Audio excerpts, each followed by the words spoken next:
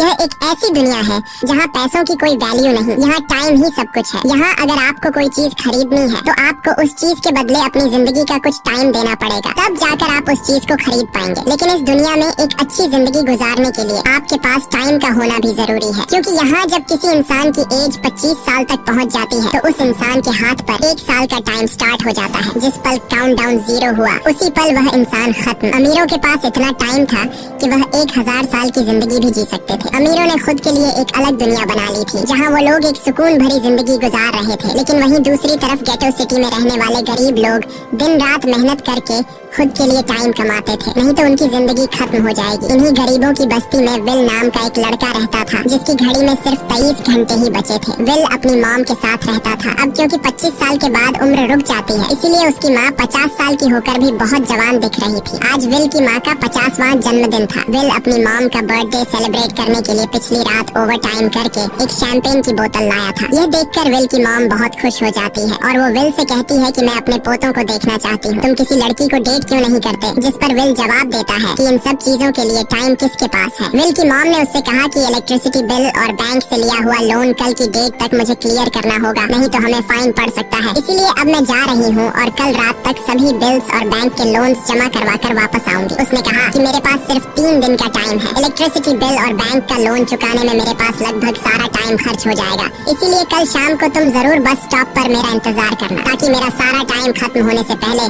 मैं तुमसे कुछ टाइम ले सकूं। इस पर विल ने कहा ठीक है, मैं टाइम पर पहुंच जाऊंगा। जाने से पहले विल की माँ विल के हाथ को छूकर उसकी बॉडी में 30 मिनट ट्रांसफर करती है ताकि विल अच्छा नाश्ता खरीद कर खा सके। इसके बाद दोनों अपने अपने काम पर निकल गए। रास्ते में विल के पास एक छोटी बच्ची आती है। वो विल को एक कैप्सूल देकर विल से उसका थोड़ा सा टाइम मांगती है। विल मुस्कुराते हुए उस छोटी बच्ची को कैप्सूल में अपनी जिंदगी का 5 मिनट का टाइम दे देता है और वह चली जाती है। यहाँ हमें पता चलता है कि यह लोग अपने टाइम को एक कैप्सूल में स्टोर भी कर सकते हैं, जिससे यह लोग कभी भी यूज और ट्रांसफर कर सकते हैं। इसके बाद विल काम के लिए फैक्ट्री पहुँच जाता है। काम शुरू करने से पहले वह कॉफी लेने जाता है, लेकिन वहाँ वह देखता है कि हर एक चीज का दाम डबल हो गया है। जहाँ पहले कॉफी 2 मिनट की मिलती थी, अब उसका प्राइस डबल होकर 4 मिनट हो चुका है। यहाँ पर कभी भी किसी चीज का भी दाम बढ़ा दिया जाता है बिना किसी अनाउंसमेंट के। ये बात विल को बहुत बुरी लगती है। मजबूरी में विल ने भी कॉफी के लिए अपनी जिंदगी के 4 मिनट पे किए और काम पर लग गया। दिन भर के काम के बाद रात के वक्त विल अपने दोस्त के साथ एक बार में जाता है। विल का दोस्त एक नंबर का शराबी था। वह हर वक्त शराब के नशे में टली रहता। विल का दोस्त विल को इशारे में बताता है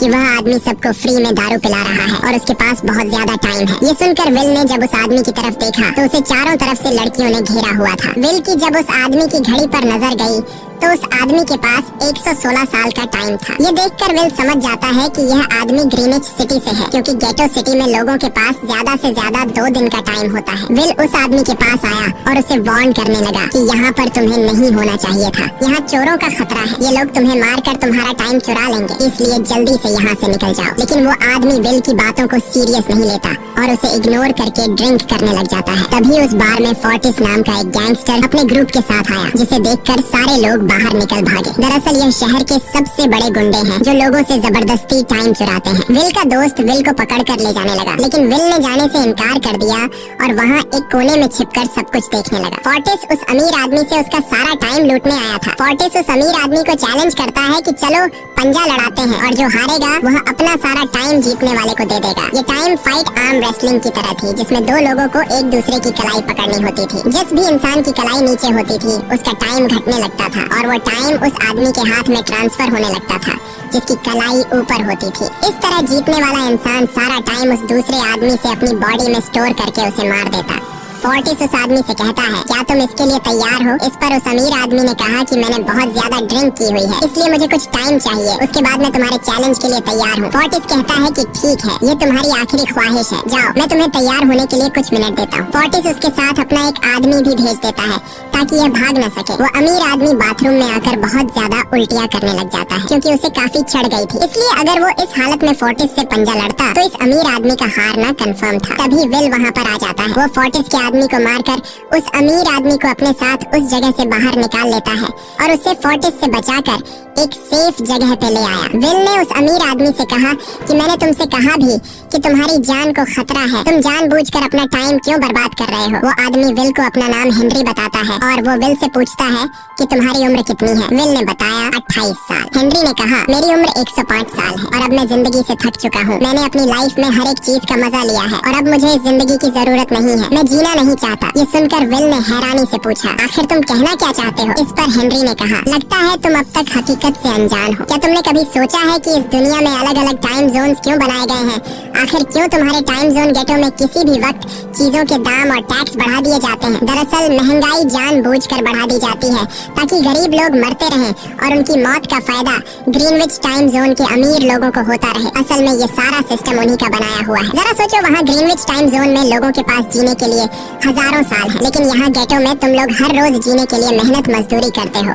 ऐसा इसलिए है क्योंकि उन्होंने तुम्हें यह करने के लिए मजबूर किया है। वो लोग तुम लोगों को ज्यादा टाइम देना ही नहीं चाहते ताकि तुम लोग मजबूरी में उनके लिए काम करते रहो। वो लोग महंगाई बढ़ाकर तुम्हें ज्यादा से ज्यादा टाइम खर्च करने पर मजबूर करते हैं ताकि तुम्हारे टाइम से वो हमेशा की जिंदगी जी सके। उन्होंने अपनी जिंदगी का हर एक दिन गरीबों की मौत से इकट्ठा किया है और मैं ऐसी जिंदगी बिल्कुल भी नहीं जीना चाहता जो किसी गरीब मजबूर इंसान की मौत से मिली हो। ये सब सुनकर विल समझ गया कि हेनरी बहुत ही नेक दिल इंसान है। हेनरी ने विल से आगे पूछा अगर तुम्हारे पास मेरे जितना टाइम होता तो तुम क्या करते? विल ने मुस्कुराकर कहा कि सबसे पहले मैं बार बार टाइम को देखना छोड़ देता क्योंकि उस वक्त भी विल के पास सिर्फ 18 घंटे होते हैं। वो सोने से पहले, सोने के बाद, खाना खाते टाइम हर वक्त अपनी घड़ी देखता रहता है क्योंकि मुझे डर लगता है कि कहीं मेरा टाइम खत्म न हो जाए और मैं मर न जाऊं। विल कहता है कि मेरी माम घर संभालने के लिए बहुत ज्यादा मेहनत करती है। अगर मेरे पास तुम्हारी तरह इतना ज्यादा टाइम होता तो मैं अपनी माम के लिए ग्रीनविच सिटी में एक अच्छा घर खरीदता और हम दोनों वहाँ पर खुशी से जिंदगी गुजारते। इसके बाद विल ने हेनरी से कहा आज रात हमें यहीं रुकना होगा, सुबह तक खतरा टल जाएगा, तब तुम वापस अपने घर लौट जाना। इसके बाद ये दोनों सो जाते हैं। सुबह उठकर हेनरी देखता है कि विल अभी भी सो रहा है। वो विल के पास आता है और उसके पास जितना भी टाइम होता है वो सारा का सारा विल को ट्रांसफर कर देता है और अपने पास कुछ ही मिनट बचाकर एक ब्रिज के ऊपर जाकर बैठ जाता है। विल जब नींद से जागा तो उसने देखा कि हेनरी वहाँ से जा चुका है। तभी हमेशा की तरह नींद से जागने के बाद विल ने अपनी घड़ी में नजर डाली। विल की घड़ी में 116 साल ऐड हो चुके थे। यह देखकर उसकी आंखें खुली की खुली रह गईं। उसे लगा कि वो अभी भी नींद में है और सपना देख रहा है। इसी दौरान विल की नजर विंडो पर पड़ी जिस पर लिखा था मेरा टाइम बर्बाद मत करना। वो समझ जाता है कि हेनरी ने मुझे अपना सारा समय दे दिया है। तभी विल ने हेनरी को दूर एक ब्रिज के किनारे पर बैठे देखा। विल जल्दी से हेनरी की तरफ भागा लेकिन अब बहुत देर हो चुकी थी क्योंकि हेनरी के पास अब बस कुछ ही सेकंड्स बचे थे और थोड़ी देर बाद वो एक झटके से मरकर ब्रिज से नीचे पानी में गिर गया। विल को हेनरी की मौत का बहुत ज्यादा दुख होता है। अब विल के पास 116 साल की जिंदगी थी और वो समझ जाता है कि अगर मैं यहाँ पर रहा तो लोग समझेंगे कि हेनरी को इसी ने मारा है। विल जल्दी से अपने दोस्त के पास जाता है। विल का दोस्त विल के हाथ में इतना सारा टाइम देखकर शॉक रह जाता है, जिसके बाद विल ने अपने दोस्त को दोस्ती की खातिर 10 साल का टाइम दिया। ये देखकर विल का दोस्त उसका दिल से शुक्रिया अदा करता है। विल कहता है कि यहाँ रहना मेरे लिए अब ठीक नहीं क्योंकि इतने ज्यादा टाइम को देखते हुए मेरा टाइम छीनने के लिए कोई भी मुझे मार सकता है। अब मैं अपनी माँ के लिए ग्रीनविच सिटी में एक अच्छा सा घर खरीद सकता हूँ और वहाँ पर एक सेफ लाइफ गुजारूंगा। जिसके बाद विल अपने दोस्त को गुड बाय कहकर वहाँ से निकल जाता है और सीधा उस बस स्टॉप पर जाकर माम का इंतजार करने लगता है, जहाँ 2 दिन पहले उसकी माम ने उससे कहा था कि मैं इलेक्ट्रिसिटी का बिल और बैंक का लोन चुकाकर इस बस स्टॉप पर पहुंचूंगी। दूसरी तरफ विल की माम सारे लोन और बिल्स भरने के बाद घर लौटने के लिए बस में चढ़ी, पर तभी उसे पता लगा कि एक ही दिन में बस की टिकट के दाम डबल हो गए थे। पहले जहां टिकट 1 घंटे में आती थी वहीं अब प्राइस 2 घंटे हो गया था। ये देखकर विल की माम बहुत ज्यादा परेशान हो जाती है क्योंकि विल की माम के पास सिर्फ 1.5 घंटा बचा था। विल की माम बस ड्राइवर से रिक्वेस्ट करती है कि अगले स्टॉप पर मेरा बेटा उसे बाकी का टाइम दे देगा, लेकिन बस ड्राइवर ने साफ इनकार कर दिया और कहा कि अगर टाइम नहीं है तो फिर पैदल चली जाओ। लेकिन विल की माम को पता था कि अगला बस स्टॉप बहुत दूर है। अगर वह पैदल भी जाती है तो उसे पहुंचने में 2 घंटे लगेंगे। उस वक्त बस में ढेर सारे पैसेंजर्स सवार थे। विल की माम ने उनसे भी रिक्वेस्ट की पर किसी ने भी उनकी मदद नहीं की। इतने में ही बस वहाँ से निकल गई। विल की माम रेचल के पास ज्यादा टाइम नहीं बचा था, इसलिए वह दौड़ती हुई पैदल घर की तरफ भागने लगी। दूसरी तरफ विल अपनी माम के लिए फूलों का गुलदस्ता लिए बस स्टॉप पर उनका इंतजार कर रहा था क्योंकि आज उसे अपनी माम का बर्थडे सेलिब्रेट करना था। बस जब उस स्टॉप पर पहुंची तो कई सारे पैसेंजर्स उतर आए पर उनमें से विल की माम नहीं थी। विल यह देखकर परेशान हो जाता है और उसे समझ आ गया कि जरूर उसकी माम मुसीबत में है। वह उसी वक्त अपनी माम की तलाश में भागा। उधर रेचल के पास अब कुछ ही मिनट बचे थे। वह रास्ते में आने वाली गाड़ियों और लोगों के घरों का दरवाजा पीट पीट कर उनसे थोड़ा समय उधार मांग रही थी, लेकिन कोई भी उसकी मदद करने को तैयार नहीं था। इधर विल जब कुछ दूर गया तो उसे उसकी माम दौड़ती हुई नजर आ गई। अपनी माम को भागते हुए देख विल समझ गया कि उनके पास ज्यादा टाइम नहीं है। वह अपना हाथ आगे करके तेजी से उनकी तरफ दौड़ने लगा। उधर रेचल के पास अब सिर्फ 10 सेकंड ही रह गए थे। वह भी पूरी तेजी से विल की ओर भाग रही थी, लेकिन जैसे ही रेचल अपने बेटे विल के पास पहुंची, उसका टाइम खत्म हो जाता है और वह मर जाती है। यह देखकर विल को बहुत दुख होता है, क्योंकि उसने अपनी माम के लिए क्या कुछ नहीं सोचा था। वह चीख चीख कर रोने लगा। अगली सुबह तक हेनरी की डेड बॉडी टाइम कीपर्स को मिल चुकी थी। ये टाइम कीपर्स वहाँ पर इन्वेस्टिगेशन करते हैं। आज की दुनिया में टाइम कीपर्स होते थे जो पुलिस की तरह थे। इन टाइम कीपर्स का काम भी क्राइम को रोकना होता है। टाइम कीपर्स के ऑफिसर रेमंड ने उस जगह में अच्छी तरह से जांच की, लेकिन उसे कोई भी क्लू नहीं मिला। तभी रेमंड की नजर उस ब्रिज के पास लगे सीसीटीवी कैमरा की तरफ गई। वह सीसीटीवी फुटेज चेक करने सीसीटीवी रूम के लिए निकल पड़ा। दूसरी तरफ विल समझ चुका था कि उसकी मॉम की मौत के लिए ग्रीनिच में रहने वाले अमीर लोग ही जिम्मेदार हैं,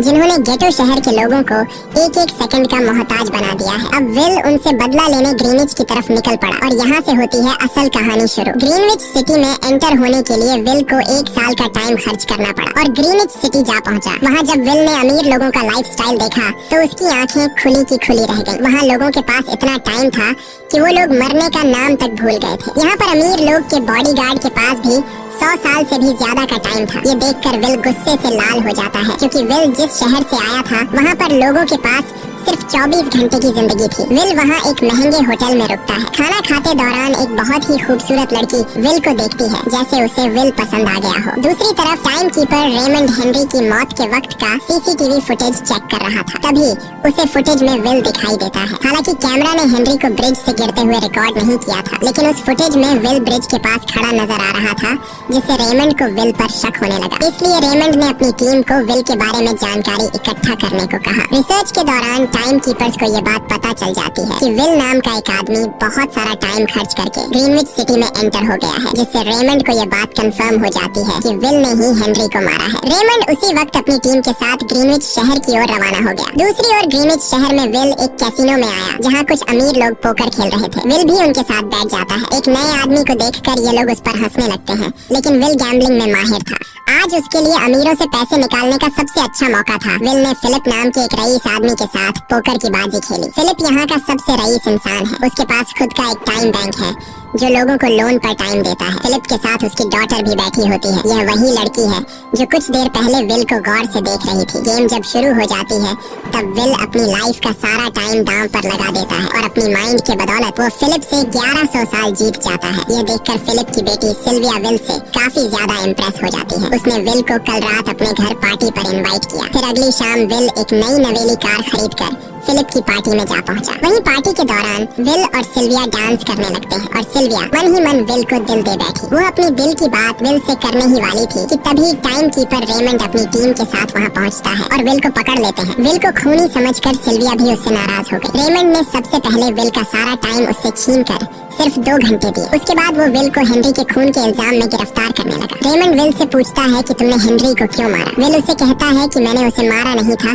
बल्कि वो खुद जीना नहीं चाहता था, इसलिए उसने मुझे 116 साल दी और बाद में उसने खुद की जान ली। लेकिन रेमंड विल की बात पर यकीन नहीं करता। विल समझ जाता है कि रेमंड मुझे हेनरी के झूठे केस में फंसाकर उम्र भर कैद के लिए मुझे जेल में डाल देगा। इसलिए वह मौका देखते ही रेमंड के आदमियों को मारकर खुद को आजाद कर लेता है और उनकी बंदूक लेकर सिल्विया को बंदी बना लिया। सिल्विया को ढाल बनाकर विल उसे साथ लेकर भाग निकला और रेमंड और उसके आदमियों को चकमा देता हुआ वापस गेटो शहर आ पहुंचा। इस दौरान विल के पास टाइम काफी कम बचा था। उसने सिल्विया से कुछ टाइम उधार मांगा, लेकिन सिल्विया ने उसे 1 सेकंड भी देने से इनकार कर दिया, क्योंकि वह भी उसे हेनरी का खूनी समझ रही थी। इसलिए वो और तेजी से गेटो शहर की तरफ कार दौड़ाता है ताकि वहाँ पहुंचकर किसी से टाइम उधार ले सके। जल्दबाजी में उसका ध्यान आगे सड़क पर बिछी कंटीली तारों पर नहीं पड़ता, जिससे टकराते ही विल की कार ब्रिज से नीचे गिर जाती है। इस एक्सीडेंट में विल और सिल्विया बेहोश हो गए। असल में रास्ते में वह कांटे फोर्टिस और उसकी गैंग ने बिछाए थे। फोर्टिस ने देखा कि सिल्विया के पास 10 साल का टाइम था। वो सिल्विया का सारा टाइम चुरा कर वहाँ से निकल जाते हैं। इतने में ही विल और सिल्विया को होश आया। सिल्विया ने जब अपने हाथ की तरफ देखा तो वो परेशान हुई, क्योंकि उसके पास सिर्फ 30 मिनट ही बचे थे और विल विल के पास भी कुछ मिनट ही बचे थे, पर फिर भी उसने सिल्विया को अपने कुछ मिनट दिए, जिससे इन दोनों का टाइम बराबर हो गया। इसके बाद विल सिल्विया को लेकर जल्दी से अपने दोस्त के घर जाता है,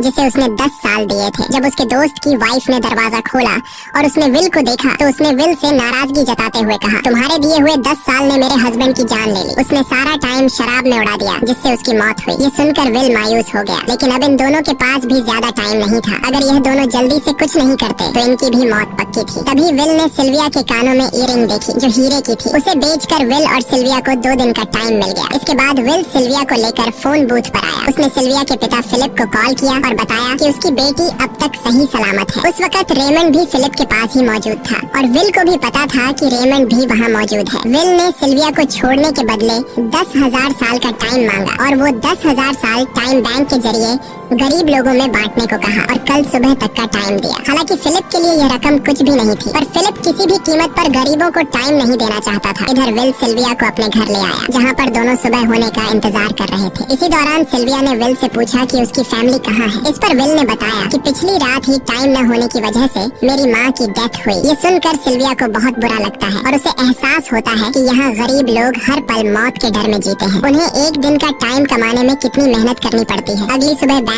खुलते ही विल और सिल्विया खिड़की से बैंक पर नजर रखने लगे, लेकिन बैंक ने गरीबों में टाइम नहीं बांटा। सिल्विया यह देखकर बहुत मायूस हो गई कि टाइम के आगे उसके पिता के लिए अपनी बेटी की भी कोई कीमत नहीं थी। अब सिल्विया को समझ आ गया कि उसके पिता सिर्फ बिजनेसमैन नहीं है, बल्कि वो इस सिस्टम के हेड हैं। वो गरीब लोगों की मौत से अपनी जिंदगी के साल जमा करते हैं। सिल्विया को यूं मायूस देखकर विल ने उसे वापस घर भेजने का फैसला किया। वो उसे फोन बूथ पे ले आया और अपने पिता को कॉल करके अपने लिए मदद बुलाने को कहा। इस दौरान विल सिल्विया को वेपन भी दे देता है ताकि वो खुद की हिफाजत कर सके। इधर सिल्विया फोन पर अपने पिता से बात कर रही थी कि तभी टाइम कीपर रेमंड चुपके से वहाँ आ पहुँचा और विल पर गन तान दी। रेमंड विल पर गोली चलाने ही वाला था कि तभी सिल्विया ने रेमंड को देख लिया और घबराहट में रेमंड पर गोली चला दी। ये देख विल घबरा कर रेमंड के पास आया। हालांकि वो गोली रेमंड के हाथ को छू कर निकल गई थी। रेमंड के हाथ से बहुत खून निकल रहा था। विल ने रेमंड की घड़ी देखी। रेमंड के पास सिर्फ 2 घंटे बचे थे। दरअसल टाइम कीपर्स को भी सैलरी के तौर पर हर रोज 1 दिन का ही टाइम मिलता था। विल समझ गया कि जब तक रेमंड के पास उसके टीम वाले पहुंचेंगे तब तक रेमंड का ज्यादा खून बहने की वजह से उसकी मौत हो गई होगी। इसलिए विल रेमंड को 2 घंटे का टाइम देते हुए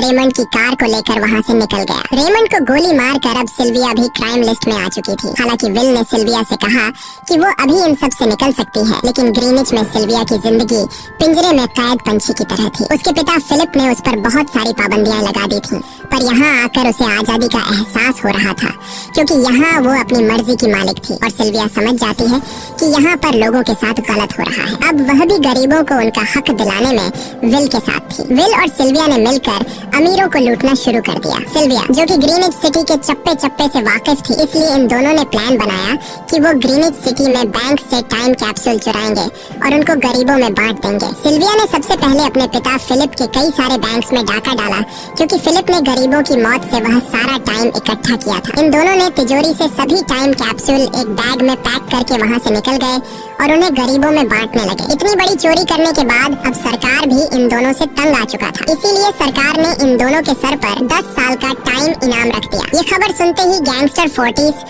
अब इन दोनों को कुत्ते की तरह ढूंढने लगा, लेकिन विल और सिल्विया हर रोज अपना ठिकाना बदलते रहते थे, जिससे वो किसी के हाथ नहीं आते थे। ये दोनों एक होटल में छुपे हुए थे। इनके पास टाइम की कमी तो थी नहीं, इसलिए उन्होंने पूरे होटल को ही बुक कर लिया था। फोर्टिस इन दोनों की तलाश में उस होटल के बाहर आ पहुंचा। वहाँ उसने कुछ लोगों को पकड़कर उनसे विल और सिल्विया के बारे में पूछने लगा, लेकिन उन लोगों पर विल और सिल्विया के बहुत एहसानात थे, इसलिए ये लोग मरने के लिए तो तैयार थे, पर विल और सिल्विया का ठिकाना बताने के लिए तैयार नहीं थे। लेकिन जब फोर्टिस ने उन लोगों पर बहुत ज्यादा जोर जबरदस्ती की, तो उनमें से एक बंदा मौत के डर से फोर्टिस को उस होटल के बारे में बता देता है जहाँ विल और सिल्विया छुपे हुए थे, जिसके बाद फोर्टिस फौरन अपनी गैंग के साथ वहाँ पर पहुँच जाता है और इन दोनों को पकड़ लेता है। अब विल और सिल्विया का उनसे बच पाना नामुमकिन था। फोर्टिस ने विल को एक टेबल पर बैठा दिया और उसे टाइम फाइट के लिए चैलेंज किया। विल समझ गया कि अगर मैंने चैलेंज से इनकार किया तो फोर्टिस के गैंग वाले लोग मुझे मार देंगे, इसलिए क्यों ना आज इसके साथ पंजा आजमाया जाए। फोर्टिस और विल ने एक दूसरे की कलाई पकड़ ली और मौत का खेल शुरू हुआ। फोर्टिस माहिर खिलाड़ी था। उसने शुरुआत में ही विल का हाथ नीचे कर दिया, जिससे विल का टाइम तेजी से फोर्टिस में ट्रांसफर होने लगा। लेकिन विल बिल्कुल जोर ही नहीं लगा रहा था, जैसे कि वो जानबूझकर हार रहा हो। पर जैसे ही विल के पास अपनी लाइफ के 3 से 4 सेकंड बचे, तभी विल ने अपनी पावर दिखाई और एक झटके से फोर्टिस का हाथ नीचे कर दिया। फोर्टिस की आंखें खुली की खुली रह गईं। वो पूरा जोर लगाकर अपना हाथ ऊपर करने की कोशिश कर रहा था, लेकिन विल की ताकत के आगे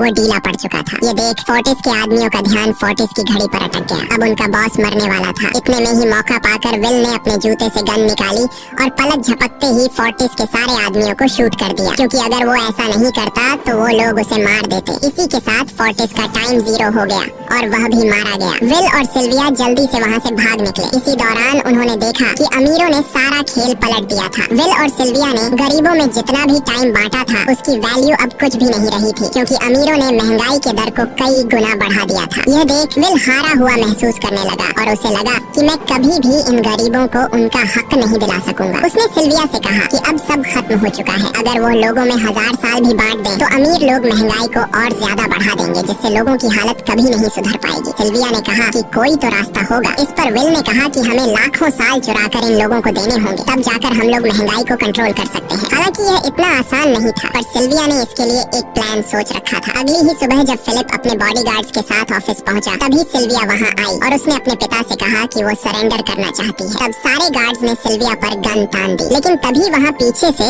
गार्ड के बेस में छिपा विल वहां आ पहुंचा। उसने फिलिप के सर पर गन रखी और उसके जरिए लॉकर का दरवाजा खुलवाया। विल और सिल्विया ने फिलिप के लॉकर से एक टाइम कैप्सूल चुरा लिया, जिसमें 10 लाख साल का टाइम मौजूद था। इस टाइम कैप्सूल का एक एक साल गरीबों की ही मौत से आया था। विल और सिल्विया वह टाइम कैप्सूल लेकर भाग जाते हैं। इधर रेमंड को जब यह बात पता चली, तो वह फौरन विल और सिल्विया के पीछे लग गया। जब रेमंड ने अपने हाथ पर घड़ी को देखा, तो उसके पास 1 घंटे से भी कम टाइम बचा हुआ था। वह हेडक्वार्टर कॉल करके कहता है कि मुझे मेरी सैलरी कैप्सूल में भेज दो, मेरे पास टाइम कम है। लेकिन इससे पहले कि वह अपनी बॉडी में कैप्सूल से टाइम ट्रांसफर कर पाता, उसे विल की कार दिख जाती है और वह कैप्सूल से अपनी बॉडी में बिना टाइम ट्रांसफर किए उनके पीछे लग जाता है, क्योंकि अगर वो 10 लाख साल गरीबों को मिल जाते, तो गेटो टाइम जोन का हर एक इंसान अमर हो जाता और अमीरों का बनाया पूरा सिस्टम तहस नहस हो जाता। रेमंड ने विल और सिल्विया को पकड़ने के लिए अपनी पूरी जी जान लगा दी, लेकिन वो उन्हें रोक नहीं पाया। विल और सिल्विया रेमंड को चकमा देकर गेटो शहर आ गए